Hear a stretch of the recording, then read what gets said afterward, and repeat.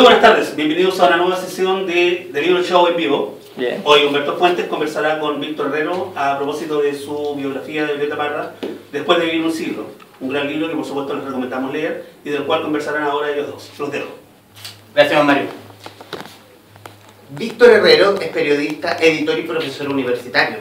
Titulado en la Universidad Católica, en 2001 se graduó como magíster en Asuntos Internacionales de la Universidad de Columbia en Nueva York. Ha escrito para varios medios de comunicación nacionales e internacionales. Vivió en Alemania, España y Estados Unidos. Actualmente es académico del Instituto de Comunicación e Imagen de la Universidad de Chile. En 2014 publicó el libro Agustina Edwards Eastman, biografía desclasificada del dueño del Mercurio, obra que fue reconocida al año siguiente con el Premio Municipal de Ensayo de Santiago y el Premio al Mejor Ensayo del Consejo Nacional del Libro y la Lectura. Víctor, bienvenido. Muchas gracias. Mucho currículum. Un currículum amplio. Un currículum amplio de cualquier forma. Un currículum súper amplio. Y lo que nos presenta hoy es esto, es la monumental, un libraco hermoso. Después de vivir un siglo, la biografía de Violeta Parra. Víctor, primero, ¿cómo nace la idea de biografiar a Violeta? Porque es un personaje que ya se le han hecho harto perfil biográfico. Y lo que hoy nos muestra es algo quizás muy distinto a todo lo que se ha publicado. ¿Cómo nace la idea? A ver, la idea nace originalmente de la editorial de Penguin Random House. Se me acercaron Melanie Yoss y Vicente Undurraga, editores ahí, y poco después de publicar el libro de Agustín Edwards me dijeron: oye, ¿te animarías a escribir un libro de Violeta Parra? Y la verdad es que yo me quedé para adentro, dije: Violeta Parra, ¿sí? ¿Por qué yo? Lo mío es política, economía, poder. Pero me pareció un desafío interesante. ¿En qué sentido? Yo soy periodista de investigación, y aplicar las técnicas del periodismo de investigación y ser un periodista que viene de otra área, política, poder, a una figura tan importante como Violeta Parra, la apuesta editorial era: el resultado puede ser otro a lo que hemos visto hasta ahora. Y yo creo que en parte así fue, y yo creo que en parte la apuesta editorial fue audaz y correcta, y yo igual la pensé un momento, un tiempo, porque me daba un poco susto este personaje, mucho más que Agustín Edwards. La gente me decía con Agustín Edwards: oye, te vas a meter en problemas, y no pasó mucho. Y Violeta Parra me daba susto por esta enorme figura que es ella, y que de alguna manera todos los chilenos tienen una opinión de ella. Y yo también, pero vuelvo a insistir, como soy periodista de investigación y me guío por los datos, por los hechos, por lo que yo puedo verificar, eso muchas veces tal vez no puede corresponder a la realidad. Pero la idea era humanizar al mito que se ha construido de Violeta Parra, o en la investigación se dio dando eso. Mira, sabes que la idea fue mucho más simple y sencilla que esa. La idea era, y de esta base partía la idea, hay muchísimo escrito de Violeta Parra, pero no existe como una gran biografía de Violeta Parra. Existen muchas biografías, algunas muy buenas, pero incluso si uno lo mira en extensión, digamos, no es un trabajo, esto desde el punto de vista editorial, no es un trabajo, o sea, no había trabajos tan grande y contundente considerando el personaje, como existe en otros países. O sea, de Bob Dylan tiene 15, 20, 30 biografías. Y en el caso de Chile, y si hablamos estrictamente de biografía, en realidad hay una sola, que es la de Fernando Sáenz, que es muy buena también. Después hay como ensayos biográficos, lo de Patricio Mans, Jorge Montalegre, y lo que hicieron un poco los hijos, Isabel y Ángel Parra. Pero una biografía en el sentido tradicional de la palabra, no había mucho. Vamos a comenzar con la primera parte, que es Violeta antes de Violeta, y resaltar siempre el primer párrafo. A fines de 1913, el maestro de escuela Nicanor Parra cabalgó 2 días desde la ciudad de Chillán, ubicada en el Valle Central de Chile, hasta San Fabián de Alico, una localidad enclavada entre empinados cerros de la ribera alta del río Ñuble. El profesor llevaba consigo su ropa, algunos libros y otros enseres personales, y también una carta. ¿Por qué comenzar así? ¿Por qué comenzar? ¿Fue una decisión comenzar por ejemplo, con Nicanor padre? Sí, eso fue mucho sufrimiento, hay mucho sufrimiento detrás de un libro. De hecho, yo tenía unos primeros borradores, estaba bien avanzado y los tiré a la basura del computador. Hoy en día uno no agarra los papeles y los tira a la basura, pero a la papelera. No hay reciclaje, nada. Claro, entonces, a ver, ¿qué me pasó? Yo al principio hice muchos intentos de empezar el libro, no me salía bien, y de repente yo dije, no, ¿sabes qué? Este libro tiene que ser como un curanto, a cocción lenta. ¿Okay? Si alguien realmente está interesado en Violeta Parra, vamos a empezar lento, no vamos a empezar ni bombástico ni nada, muy lento, con los padres, con los abuelos. ¿Por qué escogí esa escena? Porque esa escena es muy clave, porque Nicanor Parra, el padre, efectivamente es profesor de Estado, va a San Fabián de Arico, ahí conoce a Clarisa Sandoval, se casan y bueno, ellos son los padres después de Nicanor Parra, Roberto, Violeta, Hilda, etc. Y además lo escogí para situarnos en un momento histórico de Chile. En 1913, él es profesor, tenemos todavía todo este empuje del Estado docente, de la educación pública que llega hasta el último rincón del país, y me pareció que eso tenía algunos ecos con nuestros tiempos actuales en cuanto a educación. Y lo otro, al mismo tiempo, demostrarte que ese empuje era, el tipo fue a caballo, ¿te fijas? O sea, no era que agarró su auto, no fue en tren, no había micro, para situar así como un poco, me pareció que era una escena, y de ahí relato los primeros años en San Fabián, me pareció que era una escena de esta cocción lenta, de este curanto, que me parece situaba bien lo que vendría a ser después el personaje. A mí me gustó porque en parte también nombras a los abuelos. A los abuelos a los padres de Clarisa Sandoval, la madre de Violeta. Y tenemos aquí una parte que yo seleccioné. Dice, Ricardo Sandoval, hombre de ojos azules y pelo casi rubio, que de joven había causado furor entre las muchachas, no estaba dispuesto a enrolarse en una cruenta guerra fratricida en que solo 6 meses le costó la vida a unos 4.000 chilenos. La razón de fondo, su esposa Audolia estaba embarazada. Para evitar el alistamiento forzoso de las fuerzas leales al presidente José Manuel Balmaceda, Ricardo y Audolia huían constantemente.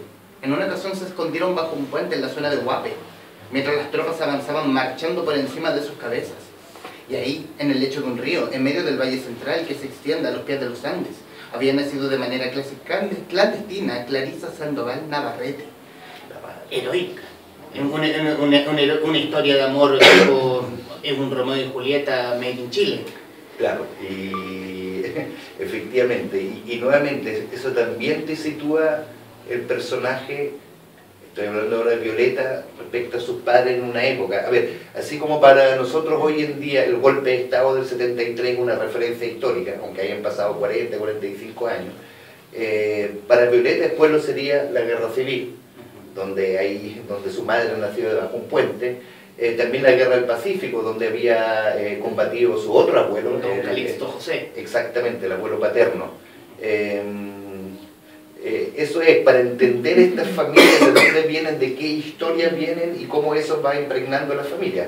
Vuelve a insistir, como nos impregna hoy en día, todavía el golpe de Estado está de alguna manera muy presente. En la biografía vital de Violeta, se me ocurre, estos hechos son sumamente importantes para formar un poco su visión de país. Y también mostrar que fue una de mis sorpresas de que en realidad la familia, tanto por el lado materno como paterno, no era gente pobre, ni mucho menos. O sea, no... una historia de que Violeta se afanaba mucho en muchas entrevistas. Hablaba de pobre, entendiendo como la pobreza en dinero. Sí. O lo que entendíamos nosotros, por lo menos. Sí, mira, ella misma contribuyó un poco a ese mito, aunque hacia el final de su vida echa marcha atrás al respecto. Y después, claro, se transmite un poco ese mito de la pobreza, la campesina, y les vuelvo a insistir en esto, como yo soy periodista de investigación, para mí no me basta que le pregunte a alguien, oye, ¿fueron pobres, sí o no? Entonces yo busco herramientas específicas para ver, bueno, ¿son pobres o no son pobres? Y una herramienta específica es, bueno, tenían propiedades.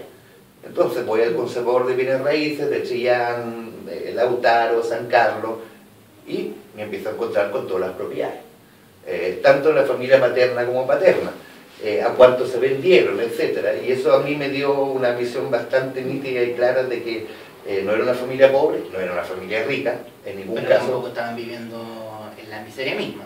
No, al contrario, yo lo defino, no lo digo en el libro, esto para mí es algo súper importante para los que están escuchando en vivo. Yo creo mucho en la inteligencia del lector, o sea, que el lector saque sus propias conclusiones. A mí no me gusta premasticarle, o trato de evitarlo por lo menos, premasticarle opiniones a la gente.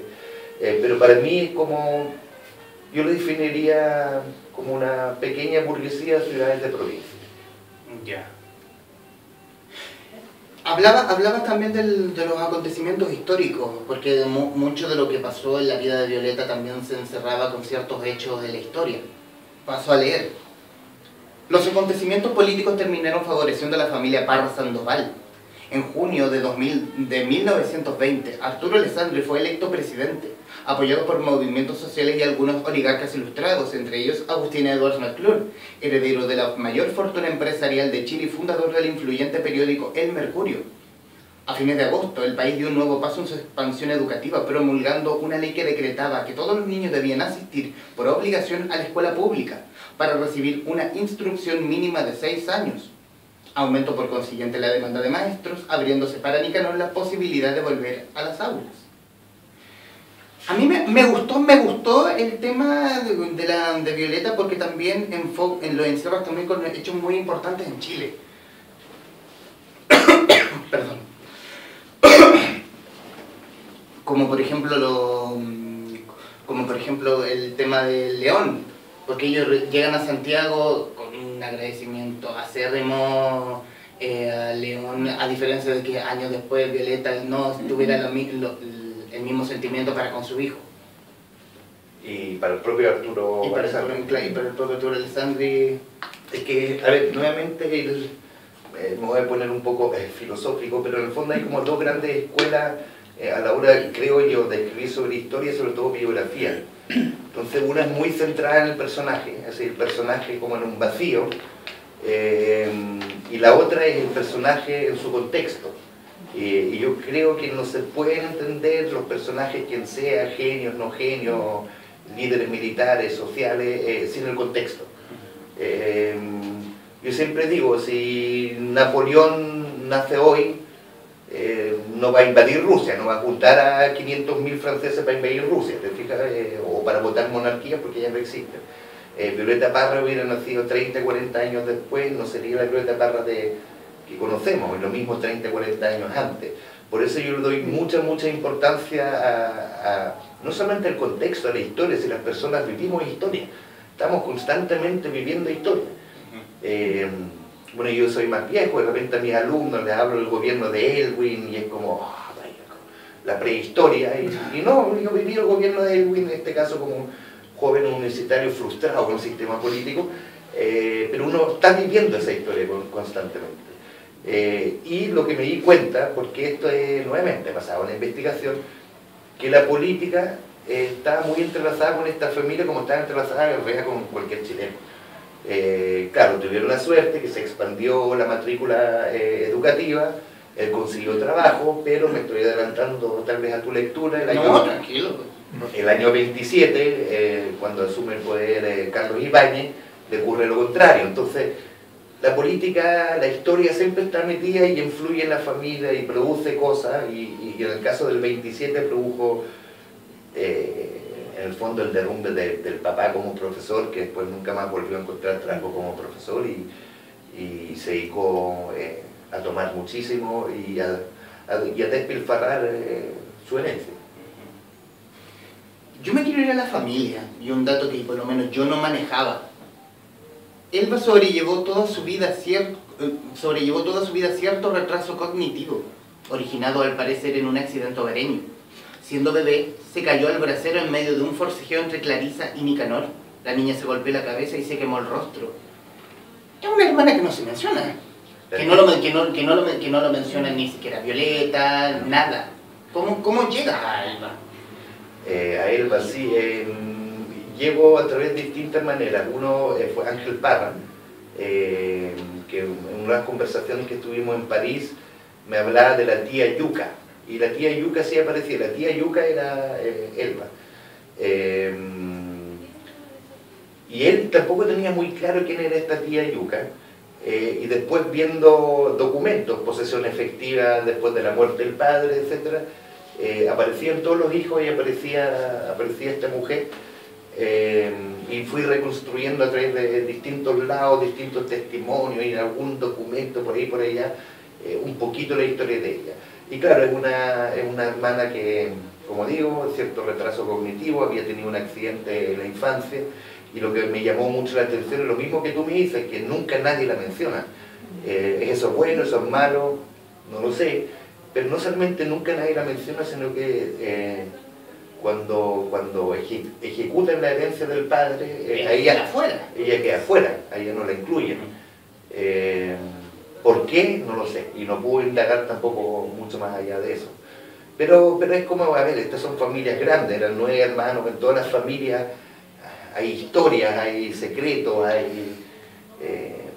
de esto no se habla, ¿te fijas? Y en ese sentido la familia Parra yo creo que no era muy distinta a otra familia. Pero hoy tampoco se habla. En esa conversación que tuviste con Ángel Parra, él te lo menciona, pero él no... me menciona la tía Yuca y nunca tuvo mucha claridad sobre quién era este personaje.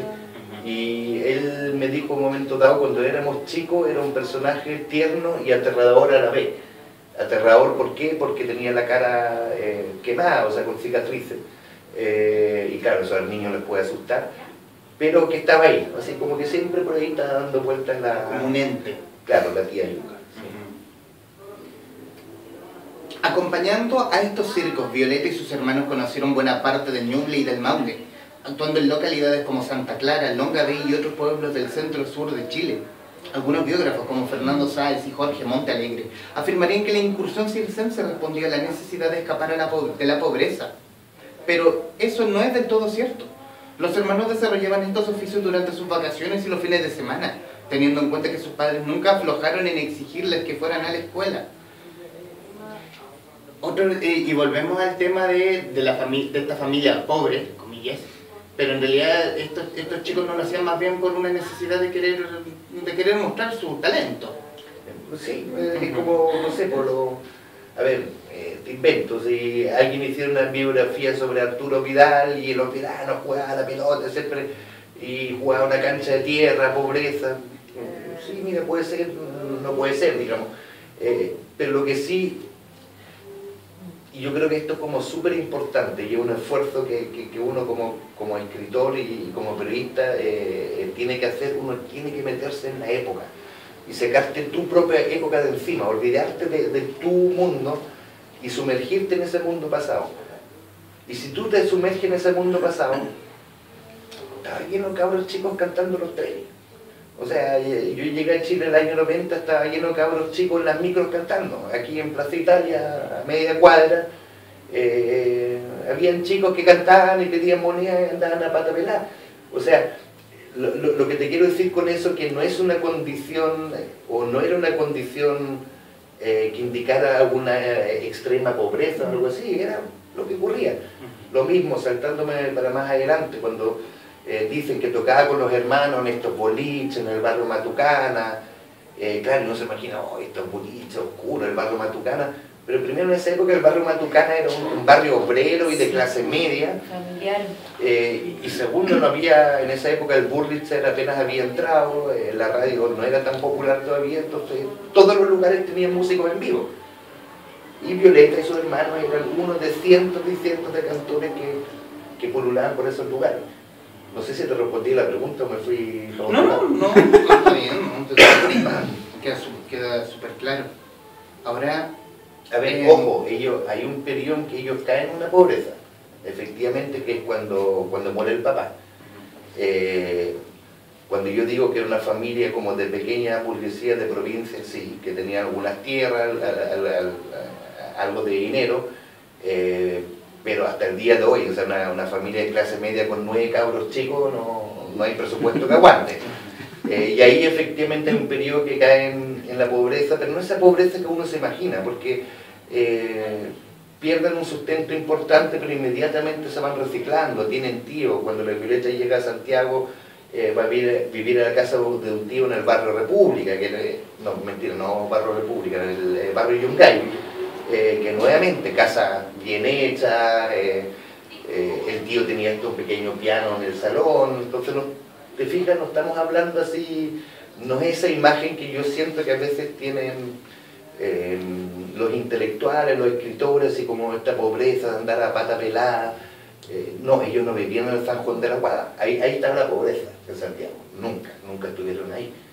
Entonces... como la imagen romántica de la pobreza que de pronto después salta y le da el palo al gato, o sea, en el éxito, una cosa así. Claro, es que yo creo que ahí, de lo que yo no me hice cargo, y por eso la biografía termina en el día de su muerte, pues yo no me quise hacer cargo de la Violeta posterior, porque en la Violeta posterior hay varias Violetas, pero efectivamente una Violeta, esta Violeta de izquierda política, y el relato de la campesina del pueblo que llega al estrellato universal, es bien funcional al discurso de la izquierda de la época. En fin, no, pero de eso yo no me hago cargo. Yo me hago cargo en la medida de lo posible de los hechos.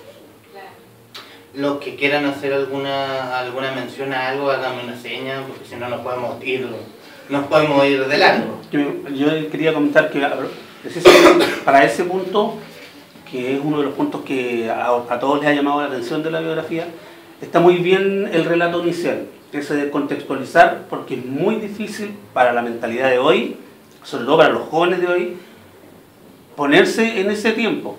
Yo, que soy más viejo, me acuerdo que lo que tú nombras ahí no era pobreza, era lo que vivíamos todos. No, algunos vivieron incluso más. Yo veía gente pobre, y si yo veía gente pobre, y yo pasé hambre alguna vez, o sea, imagínate cómo serían los otros. Claro. Y cuando tú la contextualizas muy bien, la llegada a caballo, la vivir en un cerro, era vivir en un cerro. O sea, no es como hoy cuando dicen me voy a ir a la casa del campo, y la casa del campo llegáis en micro a 3 cuadras y de ahí te podías ir caminando y ya sufriste mucho porque caminaste 3 cuadras. En esa época no había esas comodidades, pero tampoco ella nunca pasó hambre. No, nunca. Y eso era lo que nosotros en los años 80 entendíamos como pobreza, pasar hambre. Exactamente. Por lo otro también que me gustó, el contexto histórico que dicen, porque yo como que en el colegio nunca supe de esto, como de los presidentes, del mismo León que hablaban, de... El León de Trapacá. Claro, los que mató, de hecho sale como nombrar una canción el León, en la carta creo. El León es sangriento en cualquier generación. Sí, y está súper bien contado. Al principio yo igual soy como fanático de Violeta, y como que me molestó eso que Violeta no era pobre. Pero al final, como leyéndolo, como que igual se entiende, porque en una parte dice que tenía buena caligrafía, en sus cartas se notaba. Y claro, pues ahí fotocopias de sus cartas y todo eso, entonces era como, claro, pues si era tan pobre, es imposible que escribiera tan bien. Y no solamente tan bien, se llama una muy buena ortografía. Claro, eso tenía varias cartas y no hay errores, no... Sí. Ahora se hablaba bien de las escuelas normalistas de la época también. Sí. Que lo educaban. Colgándome de lo que decía el muchacho, de lo que le molesta como fanático, ¿te han llegado ese tipo de comentarios? Del groupie. El primer comentario. No realmente, pero yo sabía que a gente le podía molestar tal vez eso. Claro. Y tal vez otras cosas, pero no en la familia Parra, por ejemplo. Algunos en la familia Parra, no todos. Pero nuevamente yo no me puedo hacer cargo de eso, yo me puedo hacer cargo de ser lo más honesto y ecuánime posible. Sí. Y además para mí ese hecho de que ellos no eran pobres no pone ni quita, o sea, sí. Violeta es Violeta. Al revés, tal vez incluso te iba a explicar un poco, porque mucha gente decía, como una familia que es tan pobre sacó a un poeta universal, a una música universal, o artista universal, a otros hermanos muy talentosos, artista circense. Claro, y también tiene que ver, no lo pongo en el libro, pero yo creo que se transpira entre medio de que efectivamente, como estamos hablando hace años de educación acá, efectivamente la educación en esa época era otra educación. O sea, era... De hecho, como que se habla mucho de la educación y como que siento como que no avanzamos, porque como había que estamos en la misma. Proceso, claro. No sé, para mí también fue Fue como- sorpresivo. Sí. Vamos, Pachón. ¿Podemos Está- cortar? Sí, porque se me cayó. Ahí sí. Sí. Ahora sí. El tema del mito, o sea, quiero preguntarte a ti también como autor finalmente, después de haber realizado toda la investigación, el libro expone todo, expone la escena, el contexto, la desmitificación está implícita, Así es, sí. ese es el tema. Y antes de esta biografía también, leyendo todos los distintos libros siempre, y los viendo los reportajes, escuchando las miles de entrevistas, las entrevistas que se hacen para los aniversarios, etc. Uno empezaba a contrastar también y decía, pucha, pero aquí hay mucho mito, siempre hay mucho mito de magnificar toda la figura de Violeta, el tema también, el famoso tema de su relación de pareja, también con este muchacho suizo. Gilbert. Claro, también ahí hay muchas versiones, dicen que supuestamente las canciones, varias de las canciones están dedicadas a él, pero efectivamente no es así. Entonces ahí se cruza todo esto y empieza... Lo que pasa en general con estas figuras que se agrandan y nunca se sabe qué es cierto, qué es falso. Yo quiero que tú me digas, ¿cuál es tu conclusión hoy día de todo eso? ¿Es parte de lo de Violeta es mito? O sea, es todo, las miles de historias, las versiones, estoy hablando incluso de las versiones, muchas de las historias que cuenta Patricio Mans también, que siempre son historias, si tú las revisas son historias vagas, ¿cachai? Siempre, y tú después empiezas a apretar, a indagar. Entonces, no, pero es que eso no fue tan así, fue una anécdotita y se fue creciendo y está lleno de esas historias en el, Sí. Es en como el trayecto. su romance con Pedro Mezzoni. Por ejemplo, La también posición del Louvre. claro, y Claro. están las versiones supuestamente que hablan muchas amigas que vivieron con ella, que Violeta era así, que el carácter era así, Era pesado. y todo Sí, eso. es bien universal. Eso es cierto. Sí, era pesado. Claro, sí. Todos dicen lo mismo. Sí, todos dicen lo mismo. Pero también hay algo de... A ver, en primer término yo nunca enfoqué esto de desmitificar nada porque yo tampoco tenía claro cuáles eran los mitos, o sea, no los supe hasta que no empecé a investigar, digamos. Por lo tanto, no es un libro como de repente salió en la prensa, así, el libro desmitifica a Violeta Parra. No, para nada, esa no fue la intención. Muchos de estos mitos son creados en vía, son creados por ella misma. Sobre todo durante su estadía en Europa, su segunda estadía en Europa, donde en un momento dado incluso dice yo tengo un abuelo mapuche, una abuela mapuche, no me acuerdo. Porque claro, honestamente era bien atractivo en Europa en ese momento, estaba muy de moda todo eso de decir eso. Y acá es parte de todos los chilenos siempre decían, seguro que tengo sangre mapuche, así que tampoco es mentira probablemente. Pero una parte importante de los mitos son posteriores y una de las complejidades de hacer un libro así, y sobre todo en las entrevistas, cuando tú hablas con gente todavía contemporánea o un poco más joven de Violeta, la memoria es frágil y uno cree acordarse de cosas que a veces jamás ocurrieron o entrelaza historias que escuchó de otro. Les comento, hubo un periodista británico que hace un año hizo un experimento de fact-checking, o sea, de revisar su propia biografía. Y escribió su mini biografía en 10 páginas, por decirte. Y después buscó documentalmente las pruebas y se dio cuenta que la mitad de las cosas que él creía sabía no habían ocurrido así, de su propia vida. Sí, le hizo eso. ¿Te fijas? Entonces, si yo hablaba con Ángel Parra y en un momento dado él me decía, bueno, cuando estábamos en Concepción en el año 55, le digo, no, fue el 57. No, el 55, le digo que no, el 55 estaba en París, el 57. Claro, pero no es que Ángel esté mintiendo, le estoy preguntando algo que ocurrió hace 60 años. Si a mí alguien me pregunta algo de hace 10 años, no me acuerdo.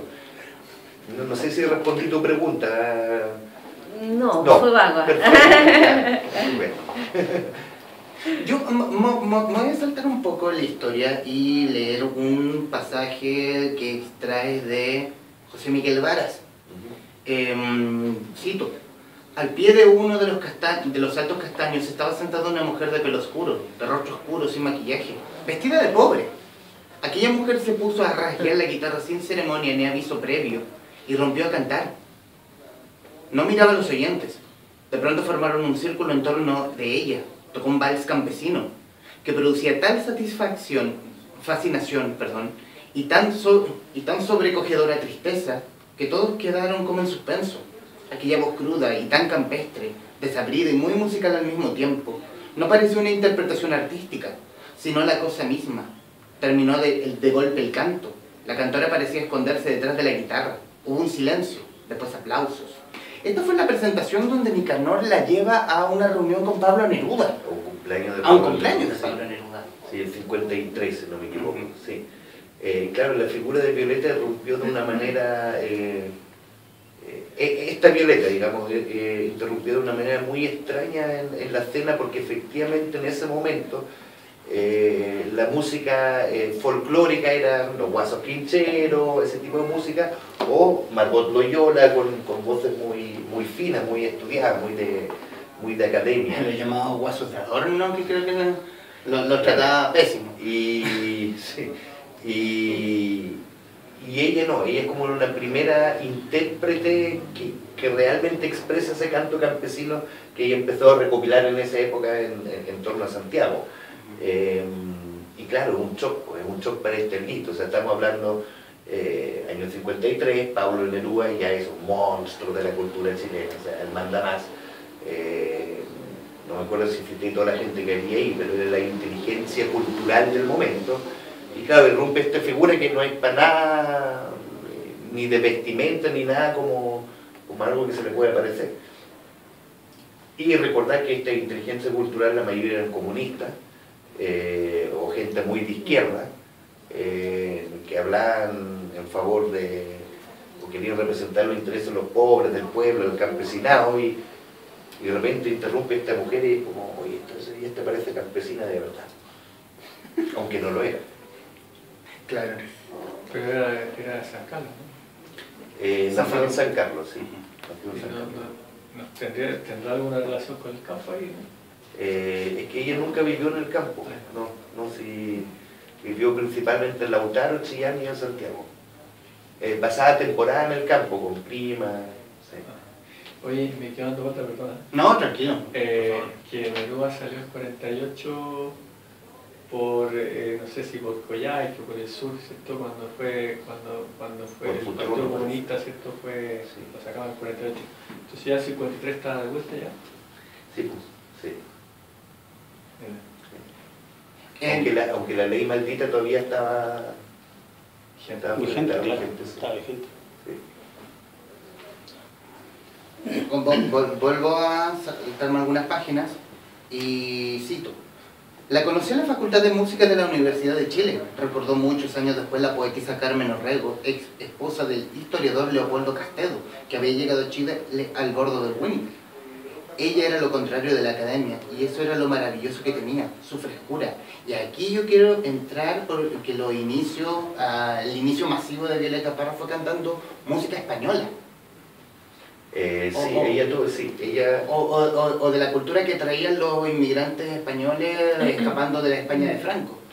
Claro, a ver, y una de las cosas que me di cuenta investigando y que para mí fue una sorpresa, porque, y ahí te voy respondiendo a lo que preguntabas antes respecto a los mitos, que uno siempre construye como relatos lineales, y yo pensaba, bueno, y los hermanos decían, la Violeta era genial, desde cabra chica agarraba la guitarra, la tocaba mejor que nadie, entonces como uno hizo una carrera lineal, y no. La Violeta Parra que yo descubrí investigando es una mujer que hasta los 35 años musicalmente no deja ninguna marca, no es nada especial, es una más de muchas cantoras, y que de hecho tiene esta fase de cantora de flamenco. O sea, poca gente se hacía llamar Violeta de Mayo, poca gente se puede imaginar a la Violeta Parra vestida de gitana andaluza, con los labios pintados, el pelo para atrás, está en la foto, porque claro, ella era artista, ella de alguna manera quería vivir de su arte, era una mujer muy artista, pero insisto, no es hasta el año 52, 53, cuando ella empieza a recopilar el canto campesino, que comienza a convertirse en esa Violeta Parra que nosotros conocemos actualmente. Yo me quiero, sigo saltándome, seleccionando ciertos aspectos, y esto es Jornadas de Folclore Latinoamericano de la Facultad de Derecho de la Universidad de Chile. Y esto es una cita que hace de Margot Loyola. Y comienzo. Me pareció muy injusto y le ofrecí parte del tiempo que me correspondía. La anuncié. Aquí en Chile tenemos un gran valor que deseo que conozcan, así que voy a pedir que suba mi comadre Violeta Parra. La Violeta subió con su guitarra y dijo: a mí me gusta entrar por la puerta y no por la ventana, y por lo tanto, comadre, yo no le voy a cantar a ninguno de esos que están allá, le voy a cantar a usted. Se dio media vuelta y dando la espalda al auditorio, me cantó. Allá no la convidaron. Y ese pequeño acto de rebeldía a cantar de espalda al público. Bueno, es que la Violeta tenía varias salidas, sí, pues, y tenía, según lo que me cuentan, un carácter bastante peculiar, y no le importaba enojarse con nadie, o sea, o montar escenas en plena calle, no le importaba. Pero te muestra de alguna manera también una cuestión importante que es bien especial en Violeta, que ella siempre supo, sobre todo en esta segunda fase, cuando se convierte en investigadora, ella siempre supo el valor de lo que estaba haciendo. Tenía conciencia de lo que estaba haciendo y exigía el respeto respecto a eso, a veces de manera exagerada. Como, no sé si va a llegar a la cena cuando iban en barca a Europa y cantaba todo el día a bordo la jardinera, y que le escondieron la guitarra y armó sí, lo que se llama la casa. Así es. No, también. Lo tenía por acá. Ya llegaremos en algún momento. En eso estaba Violeta cuando recibió desde Chile una noticia devastadora. Su hija lactante Rosa Clara había fallecido. Poco después de la partida a Europa, Rosa había enfermado de bronconeumonía. La salud de la niña fue empeorando hasta que la mañana del miércoles 27 de julio, el adolescente Ángel Parra la trasladó de urgencia, en taxi, desde la parcela familiar en Ñuñoa hasta el hospital más cercano. Rosita falleció en el trayecto, en los brazos de Ángel, alrededor de las 10:30 de la mañana. Ese fue en el viaje que fue a Polonia en esos encuentros de la juventud, después de haber ganado el Caupolicán el año pasado como como mejor folclorista. Claro, ese mismo año, esto fue el 55, obtuvo el premio Caupolicán a la mejor folclorista del año anterior, el 54. Y ahí la invitan a este Festival Internacional de la Juventud en Varsovia. Y hay una escena, no sé, para los que hayan visto, me imagino, la película de Andrzej Wood, hay una escena en la película de Andrzej Wood donde ella está en Polonia y canta, y es como una escena bien fría. Están como los polacos, así, funcionarios de gobierno, uno se imagina así detrás de la cortina de hierro, no la entienden, no entienden su arte. Y yo siempre pensé que probablemente Andrzej Wood se tomó como una licencia artística y estética para demostrar como incomprensiones, porque yo al investigar, bueno, resulta que estos festivales eran, pero a todo trapo, o sea, y carreteaban toda la noche, y bueno, ella misma en varias cartas lo decía, lo estupendo que le había pasado. Entonces, nuevamente, es como... Pero eso es esa incongruencia en esos relatos igual, porque igual es una incongruencia, encuentro yo, o sea, no hay como... cuando se relata la vida de Violeta, pasa en la película también, parece que no se profundiza realmente en el... Ahora, una película igual es distinto, yo entiendo, y a mí me parece bien que Andrzej Wood, aunque no sea históricamente correcto, él tiene licencia, es ficción.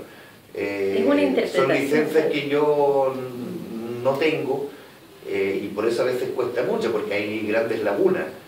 Pero nuevamente, o sea, meterse en la vida de alguien y contarla es sumamente difícil. O sea, hasta si uno hace una autobiografía, hay muchas lagunas, uno tendría que volver a reportearse su propia vida.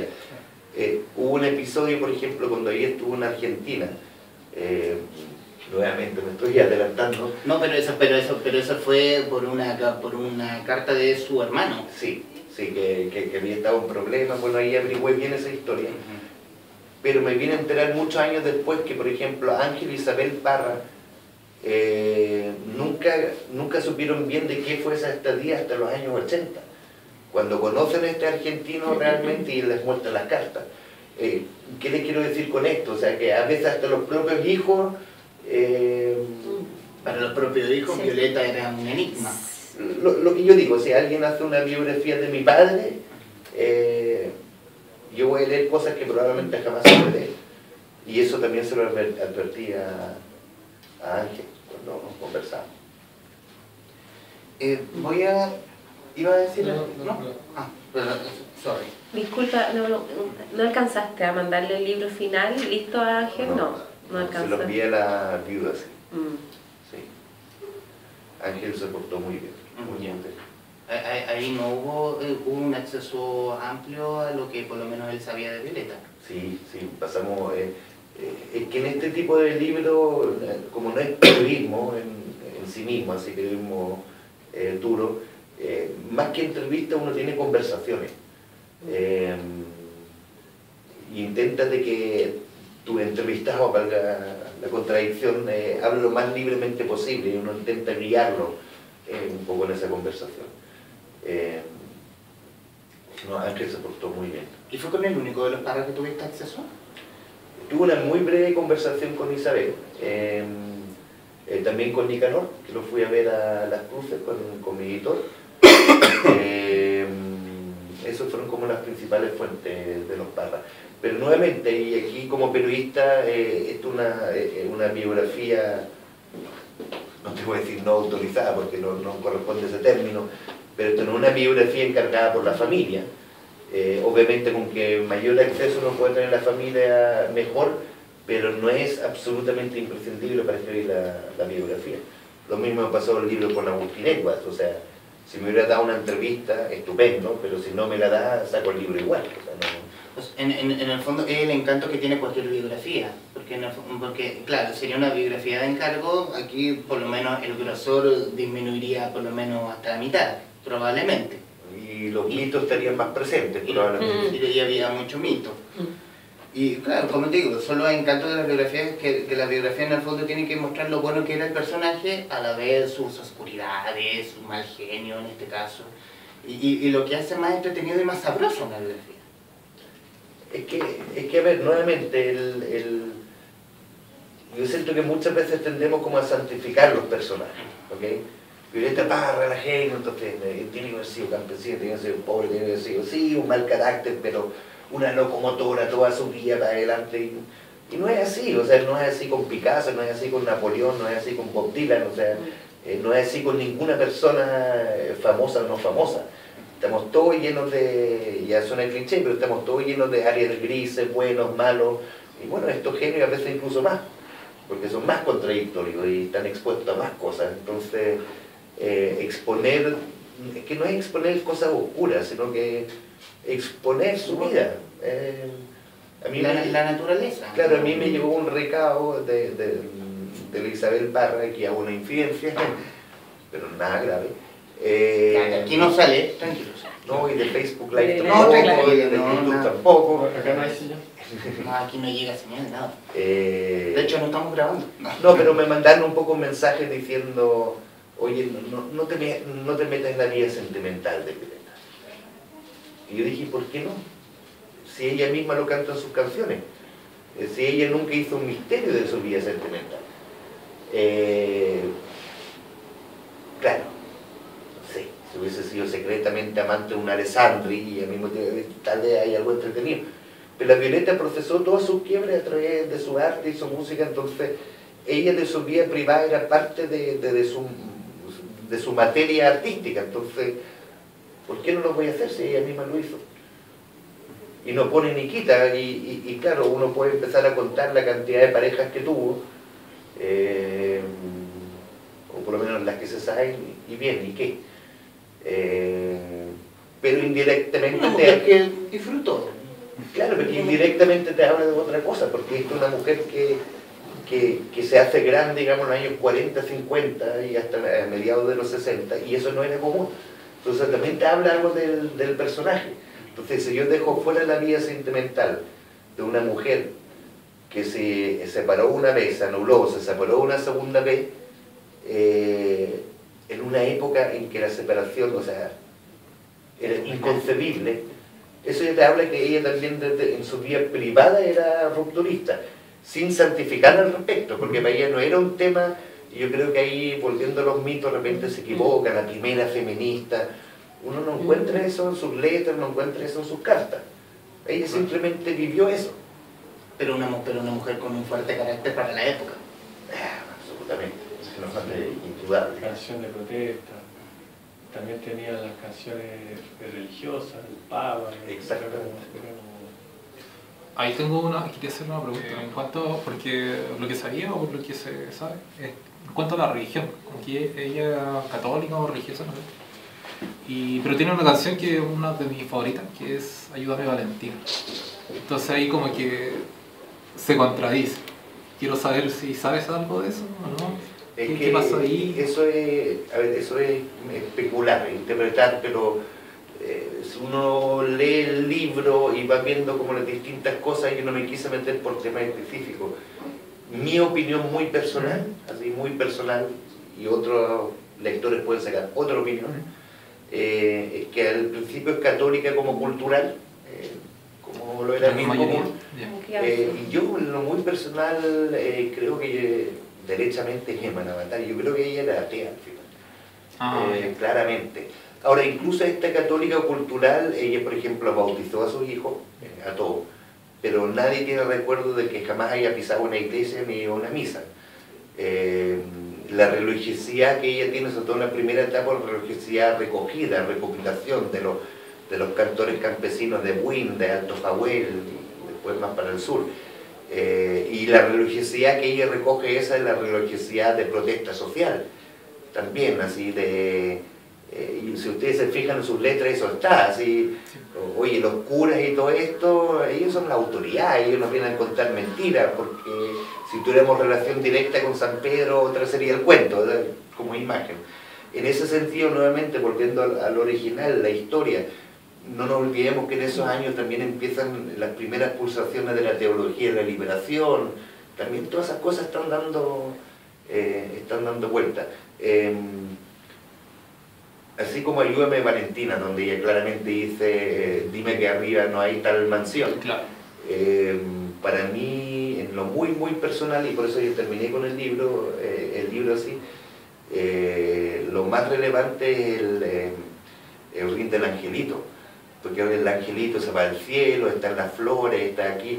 O sea, primero ya tiene una cuestión religiosa, se va al cielo, la religiosidad tradicional, pero también está en una flor, está en un pajarito, ya se vuelve esta espiritualidad más universal, que no es atea en el sentido que no significa un Dios, pero al final ella dice el alma se queda oscura.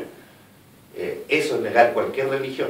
Sí. Todas las religiones le tienen un rol de trascendencia súper importante, o la mayoría súper importante a la trascendencia del alma. Y él dice el alma queda oscura, es como, wow. Es una declaración, ahora esa es mi interpretación y yo no lo pongo, pero queda a disposición de los lectores. Voy a irme a la cosa musical. El disco Violeta Parra, Composiciones para Guitarra, salió al mercado local en diciembre y con varios de sus vinilos anteriores no fue un éxito de ventas. Más bien pasó casi inadvertido para el público llano, aunque causó sensación entre los músicos cultos, en especial por los temas Anticueca 1 y Anticueca 2. Con esos títulos, Violeta se está conectando desde luego con la antipoesía de su hermano Nicanor. Este había publicado en 1954 su libro Poemas y Antipoemas, que tuvo una enorme repercusión a nivel continental. Aquí experimenta Violeta. Así es. Aquí experimenta Violeta y también hace una mención con los éxitos anteriores. ¿Tuvo en algún momento un éxito, hablemos, comercial? Porque a mí no me queda muy claro de que haya tenido, si bien tuvo repercusión con ciertas canciones, más no gente que haya comprado discos así a rabiar más allá de los turistas, que es una declaración que hace del mismo director de la EMI. Sí. Pero ¿tuvo algún éxito comercial? A ver, comercial en el sentido de ingresos monetarios, Claro. o en el sentido de fama. Imagino que logró una fama más allá del tema de los discos, por ser como O sea, el ese... casamiento de negro, la El jardinera, ya eran himnos a finales de los 50. Porque no te olvides que ella también fue un personaje radiante, tuvo su programa de radio. En radio chilena. Sí, después se transmitió y retransmitían sus programas a muchas radios en todo el país. Entonces, en ese sentido, ella era como, a ver, no es la fama que entendemos hoy en día, pero sí, era una mujer bastante conocida, pero comercialmente, en sentido financiero, no. Los contratos discográficos no eran lo que eran hoy en día. El Star System todavía no existe, o existe para muy pocas personas, personalidades del cine, la Negra Linda, Esther Solé, por ejemplo.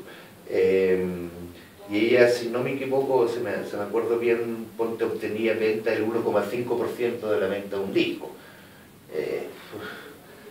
O sea, a no ser que vendas millones de ejemplares, nunca puedes hablar de un éxito comercial. Ahora, dicho eso, la Violeta, igual comercialmente a lo largo de su vida, le fue mejor de lo que la gente cree. Nuevamente, para los cánones de la época, no para lo que entendemos hoy en día. Logró comprarse su parcela en Ñuñoa, donde hizo su casa de palos, tenía una cuenta corriente, que era algo muy poco común en los años 50 y 60. Ella en sus propias cartas a veces dice, lograba vender arpillera más adelante, una arpillera en $2.000. $2.000 de esa época creo que lo lleva a plata actual, o sea, era mucha plata. ¿Qué hacía con esa plata? Ella era en ese sentido muy generosa, muchas veces ayudaba a la familia, amigos. No se le veía un apego demasiado, a pesar de que exigía dineros que le debían para poder hacer sus cosas. Sí. Nicolás Parra una vez dijo, lo que pasa es que yo soy arribista y mi hermana siempre fue abajista. Eso lo dice Nicanor. Y de alguna manera yo creo que eso lo relata bien. La relación de ella con el dinero, yo lo pongo ahí entre medio también, era muy, para ella, mi impresión, nuevamente yo no lo digo así, yo voy mostrando episodios, mi impresión es que para ella el dinero es absolutamente intrascendente. Por lo menos asegurarte los básicos, y si llega plata, ay qué bueno, y le compro una cámara a mi hijo, y compro materiales, y me compro 3 guitarras más, se compró un piano una vez, pero es eso. A ver, en términos económicos actuales diríamos que ocupaba sus ganancias y las reinvertía en su propio negocio, que en este caso era arte. Y hablemos, me voy a ir a la creatividad, me vuelvo a saltar varias páginas, y esta en una declaración que hace Patricio Mans. En 1966, por ejemplo, durante una gira por el norte de Chile, le dijo al joven cantautor Patricio Mans: no seas huevón, escribe como quieras, usa los ritmos que te salgan, prueba instrumentos diversos, siéntate en el piano, destruye la métrica, libérate, grita en vez de cantar, sopla la guitarra y tañe en la corneta. La canción es un pájaro que jamás volará en línea recta, es un pájaro sin plan de vuelo, odia las matemáticas y ama los remolinos. Así vivió toda su vida Violeta Parra, en el fondo. Sí. Y es una cita muy divertida porque parece ser que ella se lo dijo a varias personas, porque aparece no solamente Patricia Mans, la gente del grupo Chagual también dijo que ella decía eso. Te demuestra un poco el carácter y te demuestra lo que fue un poco su propia vida artística. ¿En qué sentido? Es casi como alemán, es como la metodología que ella misma fue descubriendo. O sea, tienes que ser disciplinado, tocar la guitarra, saber esto, saber lo otro, toca, y saberte el ritmo, la cerilla, de la ranchera, de esto, de lo otro, y cuando lo tengas perfecto, olvídate de todo eso y empieza a crear en torno a eso.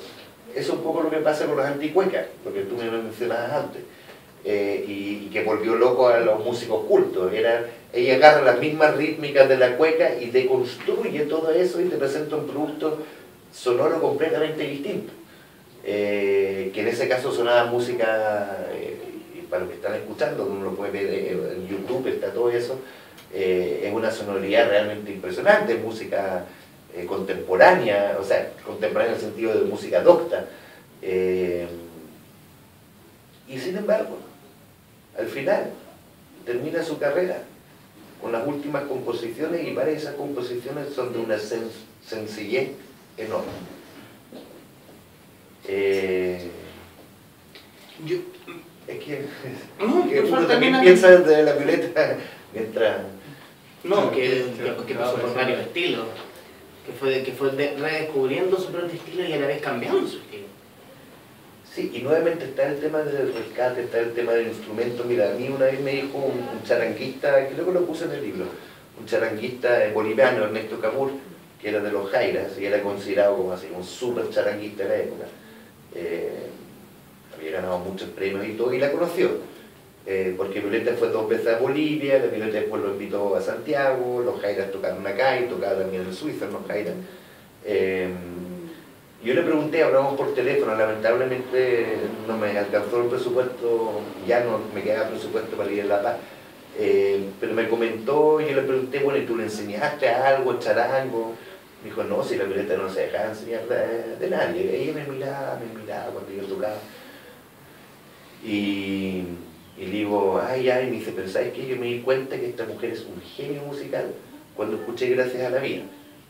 Y yo, ¿por qué? Me dice, es que a nadie se le había ocurrido ocupar el charango para tocar una balada, para tocar algo lento, con una semilla en este caso. Tocar de manera lenta, no, el charango es un instrumento rápido. Es iyapu, inti illimani. Nunca nadie había pensado hasta ese momento que se podía tocar de otra manera. Y ella fue la primera vez que lo hizo. Vuelvo a eso, para volver a la cita de que la música, la canción, un pájaro sin plan de vuelo, es eso. Aprende de las métricas, después destruye. Aprendió charango, pero lo ocupa como charango, lo ocupa como guitarra. Y retomando, volviendo al tema del carácter irascible de la Violeta, existen testimonios que reflejan cómo esta conducta osca chocaba con muchos contemporáneos. Por ejemplo, Lorenzo Berg, escultor y artesano que formó parte del equipo organizador de la primera y la segunda Feria de Artes Plásticas del Parque Forestal, afirmó que Violeta Parra era, comillas, leona para la pelea y hacía que el mundo girara a su alrededor. Nunca halagó a nadie, decía las franquezas más increíbles. Berg recordó luego que para la folclorista él era de las buenas, en las buenas su primo y en las malas un gringo concha de tu madre.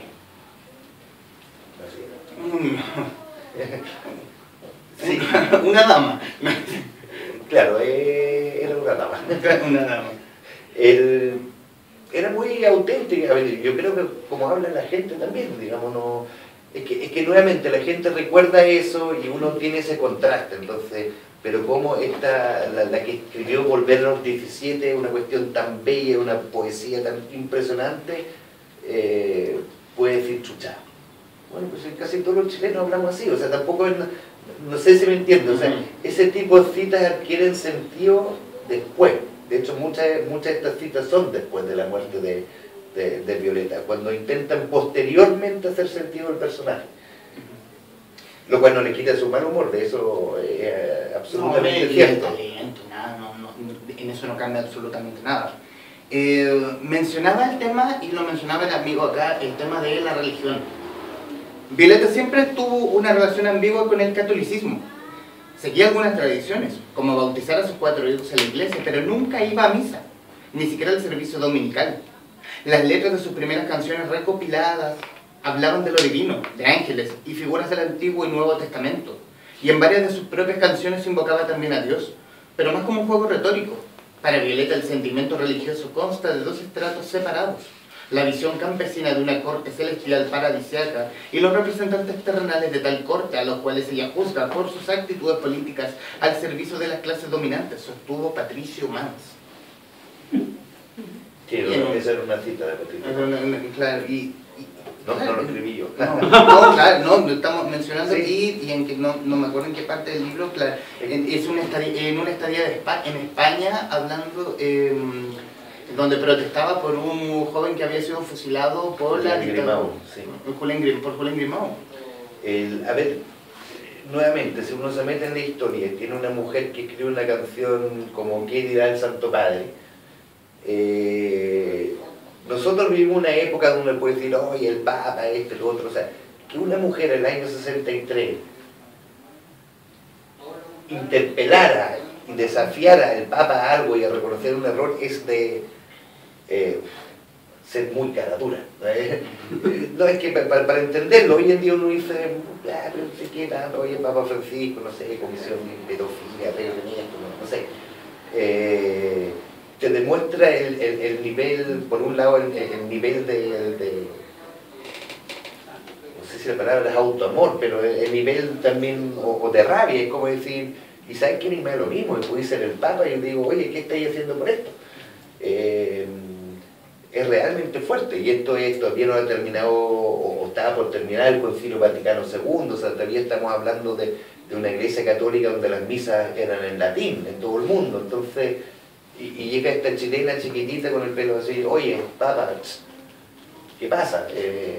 Pero de la mesa. Claro, ¿no? Es que es muy insolente, esa es la palabra, es muy insolente socialmente. Muy irreverente. Y eso tiene que ver también con esta deconstrucción de la que tú decías antes de la música, ¿no? Que aprendía la música y después la deconstruía. Sí. Y tiene es un poco la misma lógica, no sé. Y al mismo tiempo estaba el hermano deconstruyendo la poesía. Exactamente. Y yo creo que lo hicieron un poco en paralelo. Yo creo que ahí se nutrieron ambos mutuamente. Claro, Nicanor era más educado, había iniciado antes eso, pero él también se nutrió mucho de la Violeta en ese sentido. Y él lo reconoció más de una vez, que dijo que a juicio de él la verdadera genio era ella, no él. En fin. ¿Alguien quiere? ¿No? Voy a hacer un salto en la historia, por lo menos, y en un hecho que es un poco público. Diciembre de 1965. Lo que muy pocos sabían era que Violeta Parra llevaba varios meses en tratamiento psiquiátrico. El estrés laboral y emocional al que estaba sometida comenzó a hacerla entrar en crisis. Por toda su piel brotaban ronchas rojas que le picaban muchísimo, al punto que se solía sacar sangre al rascarse. Y ahí tenemos nuevamente en una declaración que diste en la prensa, que la gente piense que Violeta se mata por amor y nunca fue así. Y tenemos asociado esta depresión que se estaba tratando. Mira, yo dudé mucho de poner eso en el libro, no. Fue para mí muy difícil. Le di vuelta, lo pongo, no lo pongo. Finalmente lo puse. No debería ser ingenuo, porque soy periodista, he trabajado en diario y todo. Y sí, hubo un poquito así poner el foco en esto. Eso explica, ella tomaba pastillas, era bipolar y eso explica por qué se mató. Ajá, y fin. Claro, o el suizo se fue y por eso se mató. No, primero es una parte del libro muy pequeña, que yo lo mencioné de pasada. Y segundo, hay que ser muy responsable en esas cosas, porque todavía hay mucho estigma en torno a tanto enfermedades mentales y en esa época mucho más. Estigmas que, por ejemplo, probablemente en nuestra generación ya no existen, aunque todavía puede haber, pero en esa época sí. Entonces ella sí mantuvo eso un poquito en secreto, como lo mantenía todo el mundo, digamos. O sea, nadie ir al psiquiatra en los años 60 era... o sea, hasta hace poco, si uno lo piensa, hasta hace 10, 15 años ir al psiquiatra era ir al loquero, como, ¿qué te pasa? No había esa comprensión, digamos, del trastorno de ánimo como hay hoy en día. Entonces, sí, finalmente lo puse, porque en parte algunas de esas cosas en su momento salieron en la prensa. Ese año 66, que es el primer intento de suicidio de ella. Escarbando ahí encontré incluso el relato de que habían sido unos fotógrafos de una revista que habían llegado a hacerle las fotos 2 días después de que el periodista la fue a entrevistar, y fueron estos fotógrafos los que le llevaron a la posta en Ñuñoa. Porque ella estaba ida en pastillas. Exactamente. Entonces, algo ya se había dicho, claro, había que desenterrar esa historia, pero... y lo otro, eso de... que yo creo que es importante, eso no está en mi libro nuevamente, porque no me hago cargo de los mitos y construcciones posteriores a su muerte, porque eso da para 3 libros más. Pero obviamente en la investigación yo me topé con eso, y el mito de la mujer que se mató por amor porque el suizo Gilbert se fue, el Run Run. El Run Run se fue para el norte, efectivamente es el suizo. Es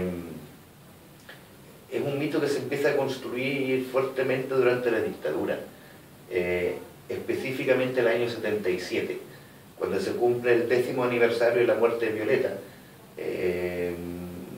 El régimen militar no podía obviar el hecho, bueno, 10 años Violeta Parra, además había mucha gente de derecha que le encantaba Violeta Parra, sobre todo las canciones campesinas. Y ahí, al ir a la Biblioteca Nacional, sacar el Mercurio, la Tercera, Ercilla, la que pasa, etc., de repente me doy cuenta que todos dicen lo mismo. Es como si hubiera habido casi una orden, digamos, de dinacos. Y era, se cumplen 10 años de la mujer genio que se mató por amor. Porque es súper interesante, una manera muy funcional para el régimen de efectivamente afirmar a esta mujer un genio, pero quitarle todo lo político, quitarle todo lo social, y además un relato que desde la época de los románticos del siglo XIX nos calza muy bien, pues el hombre enamorado y la mujer no lo pesca y se mata y se suicida. Es un relato bien típico y calza bien.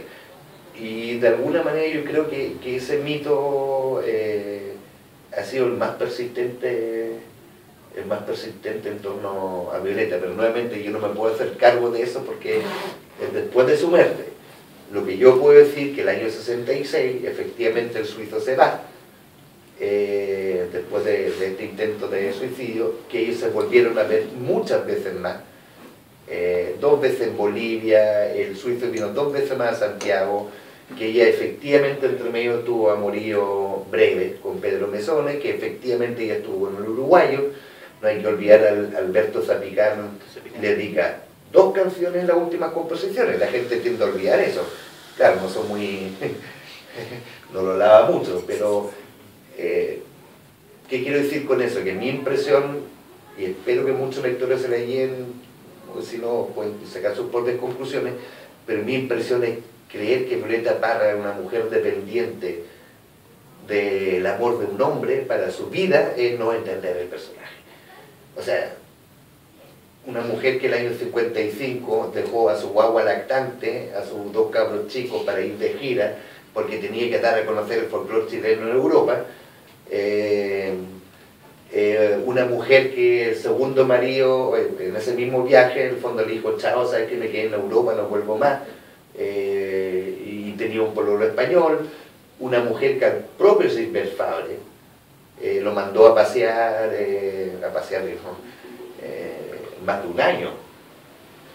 Una Violeta que a momentos clave a Gilbert le dice, ¿sabes qué? No puedo ir a Ginebra, tengo mucho trabajo, si no vienes tú, chao, nos vemos 6 meses. O sea, están ahí, las cartas están ahí. Entonces de ahí decir, bueno, es que el suizo se fue y por eso se mató, es como, por favor, o sea, ¿de qué están hablando? Bueno, nos quedamos cortos, podríamos seguir hablando de Violeta, pero no vamos a disponer más del tiempo del autor. Solamente les puedo decir, Después de vivir un siglo, una biografía de Violeta Parra, editado por el sello Lumen. Lo pueden encontrar obviamente en que le ofrezca el Merced 76 y en cualquier otra librería. Y cómprenlo. Monumentalmente la vida de una gran artista y de un artista integral como es la Violeta Parra. Bueno, no tengo más que decir. Víctor, gracias. Muchas gracias a ti. Gracias a usted por venir. Aplausos nomás. Gracias por venir, gracias por vernos y nos vemos la próxima.